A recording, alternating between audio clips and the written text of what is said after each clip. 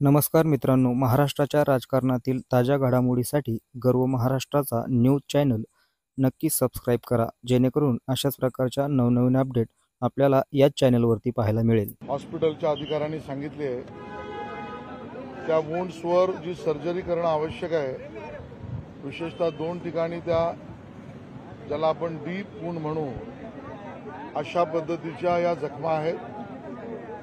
त्यावरची सर्जरी जवळजवळ 4-5 तासाच्या वर झाल्यामुळे त्यांना विश्रांतीची गरज आहे. ते आयसीयूमध्ये विश्रांती करतायत. त्यांच्यावर योग्य प्रकारची ट्रीटमेंट चालू आहे.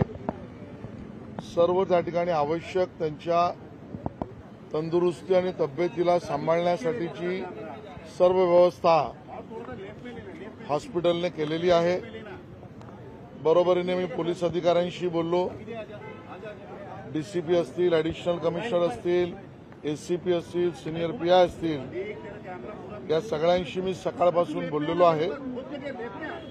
ज्या पद्धतीची घटना आहे ती अतिशय गंभीर घटना आहे, भीतीदायक अशी घटना आहे आणि या विषयावर चौकशीचं काम पोलिसांनी तातडीने सुरू केलंय.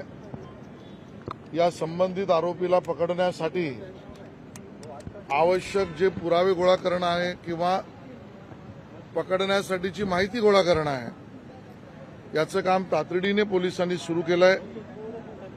फुटेज असतील, फोटो असतील, त्यासाठी आवश्यक क्राईमच्या 1 नाही तर 10 टीम त्याला पकडण्यासाठीच्या असतील. या सगळ्याची तातडीने पूर्णपणे कारवाई पोलिसांनी केली आहे.